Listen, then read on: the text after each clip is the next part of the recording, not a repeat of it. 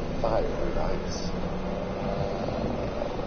Right now we're in Iceland. We're flying over amazing, beautiful volcanic landscapes of Iceland. We think this might be the perfect landscape for thinking about what might be happening on Planet 9 if it's a rocky super Earth. These wet mountains and lava flows were created by leftover heat from the Earth's formation, spilling out onto the surface. Planet 9, formed with so much more insulating rock, should have even more of this leftover heat trapped inside it. What we're talking about is a body that's maybe 10 times the mass of the Earth. I'd expect, because it's so large, that we should have lots more internal heat. And so even though it's far away in the solar system, it's far away from the sun, it's still got lots of its own energy.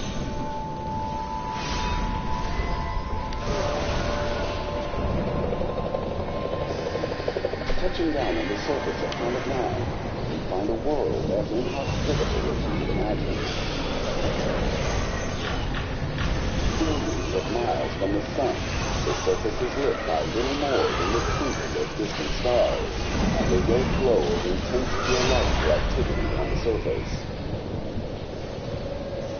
We can imagine if we were on a super rocky Earth, Planet 9, we could have a landscape just like this one.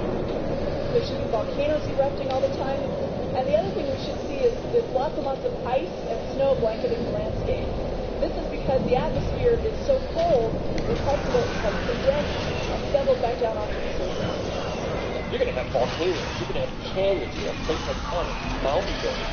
All of these processes are still going to be going on out there in what we normally would think of as the frozen, cold, and dead world of the outer solar system. As hot lava reaches the surface, it freezes suddenly in the colder states, perhaps forming a weird volcanic cloud called obsidian, another feature shared with the sub-zero volcanoes of Iceland. Okay, let's put this whole thing together. We have a landscape that's kind of dimly lit by starlight, but maybe also by the reddish glow from erupting lavas spreading across the landscape. And then behind you have gases that are changing immediately to snow and falling as snow down to the surface. It would just be a beautiful, magical landscape. The case for a giant rocky Planet 9 is compelling because it paints such a vivid picture of a living volcanic world. But there's a problem. Planet 9 is in fact a super Earth. How did it form? Where did it form? We don't have any other super Earths in our solar system.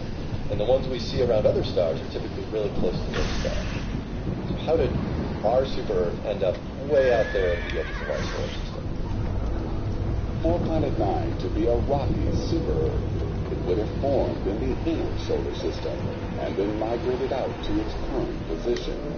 And that's the problem. Well done. Because there probably wasn't enough rocky material left over in the early solar system to create both the massive Planet 9 as well as Mercury, Venus, Earth, and Mars.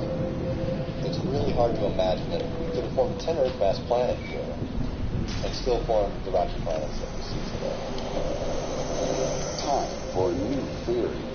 What if Planet 9 formed from ice in the outer solar system? Calculations tell us it would have to be 10 times the mass of Earth. And here's the kicker.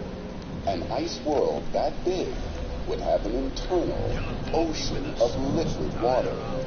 A new world is revealed, where icy geysers shoot through cracks in the frozen crust.